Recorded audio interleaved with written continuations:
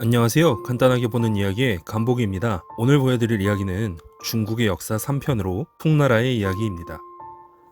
당나라가 망하고 주전충에 의해 열린 5대 10국이라는 혼란기를 거쳐 중국을 재통일한 송나라.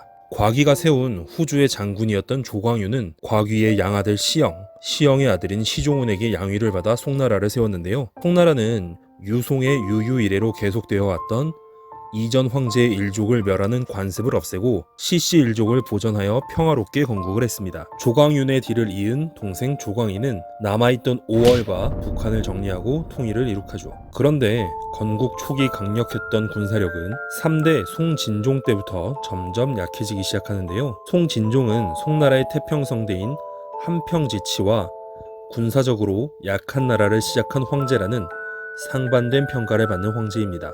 이때 선비족의 우문씨 계열의 후손이었던 요나라와 맺은 전연의 맹은 특히나 굴욕적이었는데요. 비단 20만 필과 은 10만 양을 요나라에 바치는 대신에 형님 소리를 듣게 되는 건데요. 삥은 뜯기지만 자존심은 지키는, 심지어 둘의 전쟁은 송나라가 이겼습니다. 다만 군사력 유지 비용이 크고 송진종은 전쟁이 일어나자 도망치려고 했을 정도로 전쟁보단 학문을 좋아하는 문약한 황제였다는 점, 경제적으로 발전하던 송나라에겐 이 조약이 더욱 이득 아냐? 라는 평가가 있기도 합니다.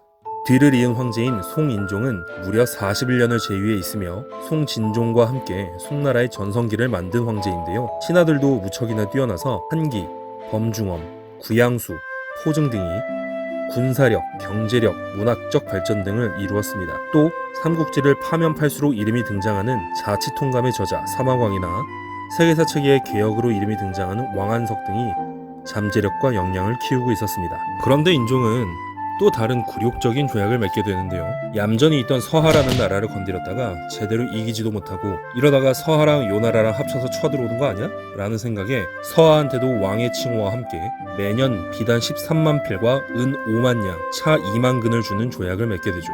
이때가 포청천의 배경이 되는 시기이기도 합니다. 송인종의 양자로 뒤를 이은 송영종은 나라의 수많은 천재지변이 일어나고 본인 또한 병약해서 4년 만에 죽어버리고 맙니다. 뒤를 이어 송신종이 황제가 되는데요. 이때가 바로 잠재력이 터진 왕안석의 개혁이 있던 시기입니다. 왕안석은 부국강병을 목표로 새로운 법들을 실행했는데요. 첫 번째가 가난한 사람들에게 낮은 이자로 돈을 빌려주는 총묘법과 시역법인데 이건 제대로 시행되지 못하고 실패로 끝나게 됩니다. 두 번째는 보가법인데요.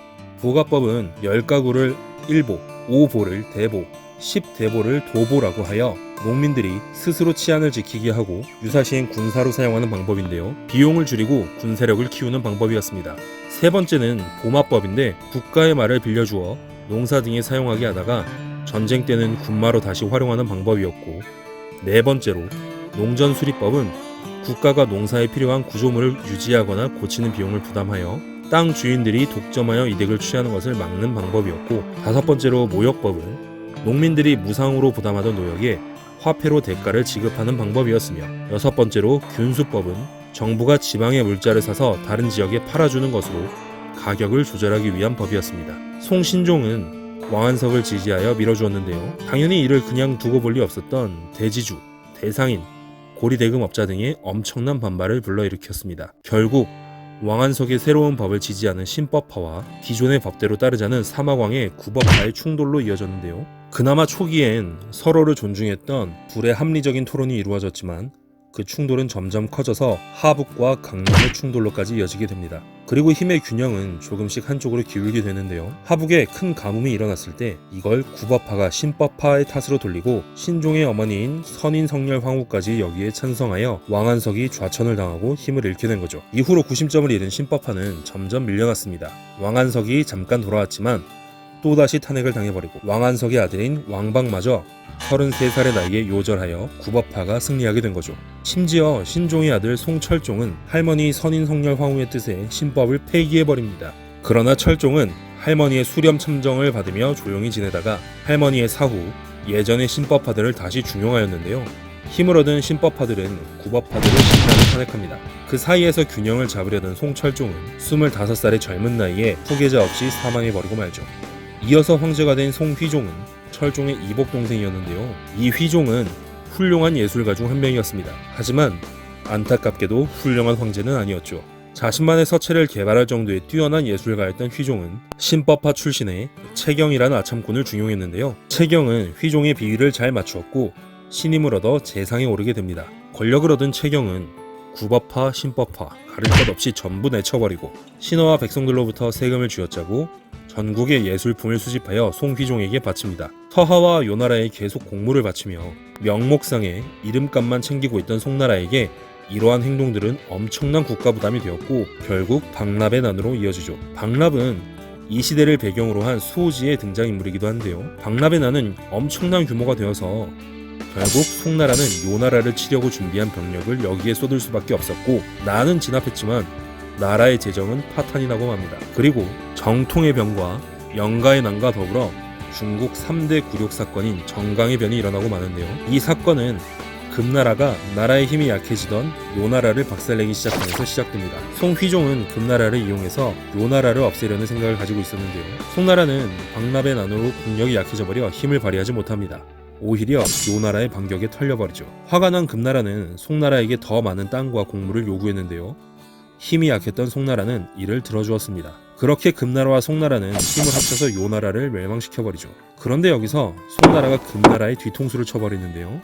이전의 약속을 어겨 곡물을 전혀 바치지 않는 것은 물론이고 금나라의 내분을 일으키려다가 걸립니다. 송휘종은 이 책임을 피하려고 아들인 송흠종에게 황위를 물려주죠.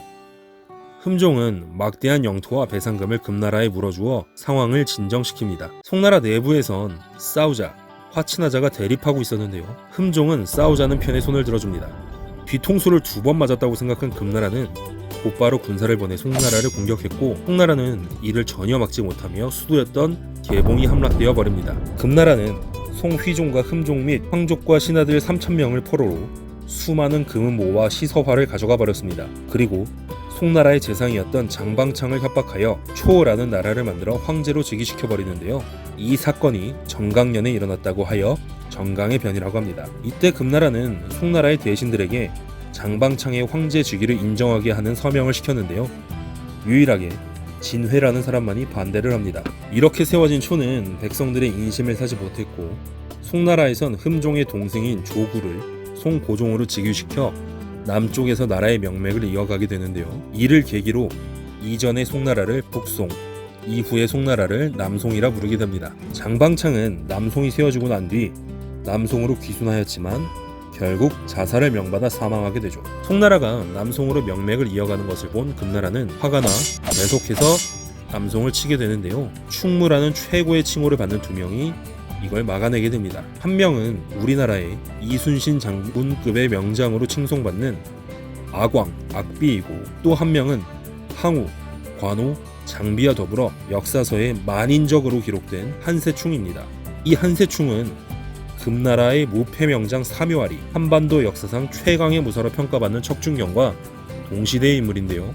후대엔 아쉽게도 이 셋이 직접 싸운 적은 없어서 누가 제일 쓸까? 라는 궁금증을 남기기도 하죠.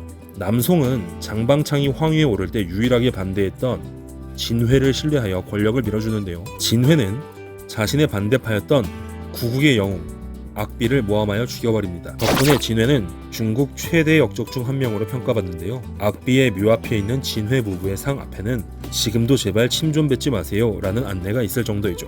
송고종의 뒤를 이어 그의 양자였던 조신이 황위에 올라 송효종이 되는데요. 송효종은 남송 최대의 명군으로 평가받습니다. 진회의 사망 후 진회의 일족이 권력을 차지하는 것을 막고 민심을 안정화시키며 백성을 구제하려고 노력했습니다. 국가가 소금 상인들에게 진 빚을 갚고 세금을 얻는 방안을 늘리면서도 잡다한 세금을 줄여 백성들의 부담을 줄이려고 노력했고 가문빨로 관직에 오르는 것도 막았습니다. 또한 송효종은 북쪽의 영토를 수복하기 위해 노력하였는데요. 동시기에 금나라 최고의 명군인 금세종 때문에 실패해버리고 맙니다. 송효종은 나이가 들어 제위를 아들에게 물려주고 상황에 오르는데요. 43살의 나이에 황제가 된 송광종이었습니다. 그런데 광종은 자의황후 이씨 이봉랑에게 잡혀 사는 공처가였는데요. 이봉랑은 질투가 심하고 성격도 그리 좋지 못하여 효종과 광종의 사이를 이간질하였고 광종의 후궁들을 때려 죽이거나 궁궐 밖으로 쫓아내버립니다. 광종은 아내에게 시달리다가 결국 정신병자가 되어 한밤중에 혼자 울부짖거나 궁궐을 계속 방황하게 됩니다. 이 와중에 이봉랑은 자신의 친척들에게 관직을 뿌리고 광종과 효종을 계속 이간질을 하죠. 정신이 나간 광종은 업무 보는 것이 점점 어려워졌고 아버지인 효종이 세상을 떠났을 때도 믿지 못하고 상을 치르지도 않았습니다. 결국 조여우와 한탁조 등의 신하들이 광종을 강제로 퇴위시켜버리고 광종의 아들인 조학을 황제로 즉위시켜버립니다. 이후 광종은 발작을 일으키다가 세상을 떠나고 아내였던 이봉랑 역시 뒤이어 세상을 떠나는데요. 그 누구도 이봉랑의 시신을 거두지 않고 심지어 시신에 침을 뱉는 궁녀도 있었다고 합니다. 이렇게 황제가 된 조학이 송영종인데요. 송영종은 검소했고 백성들을 위해 노력하였습니다. 또 성리학의 창시자 주희에게 학문을 배우기도 하죠. 그런데 이 시기엔 나라의 안팎으로 상황이 심상치 않았는데요. 나라의 안쪽에선 주자학을 거짓 학문이라고 탄압하는 병원의 당금이란 사건이 일어났고 공신이었던 한탁주가 권신이 되어 권력을 휘둘렀으며 이에 삼위원이 한탁주를 제거하는 등 조정 내 싸움이 끊이질 않았죠.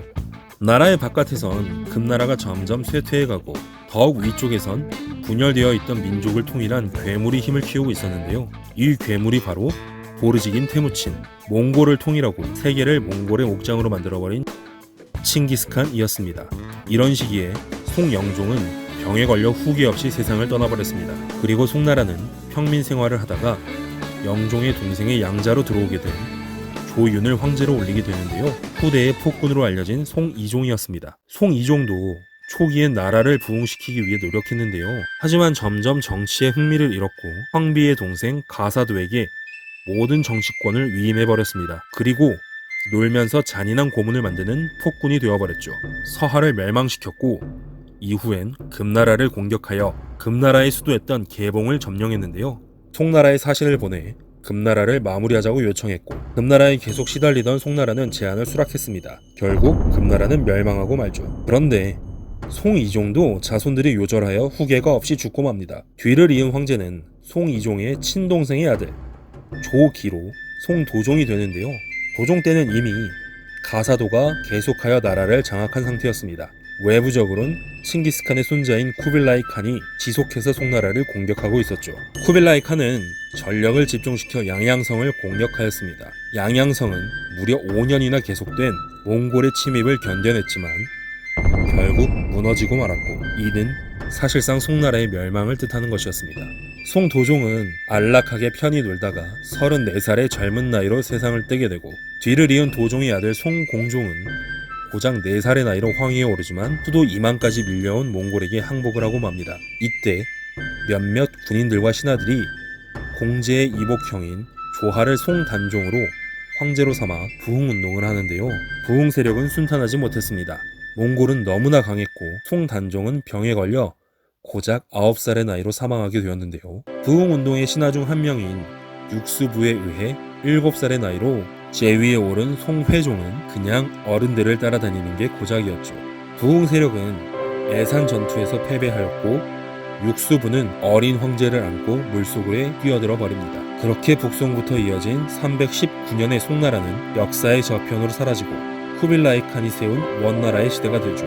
이후에 원, 명, 청은 다음 시간으로 이어서 가도록 하겠습니다. 재밌게 보셨다면 좋아요와 구독 부탁드릴게요. 시청해주셔서 감사합니다.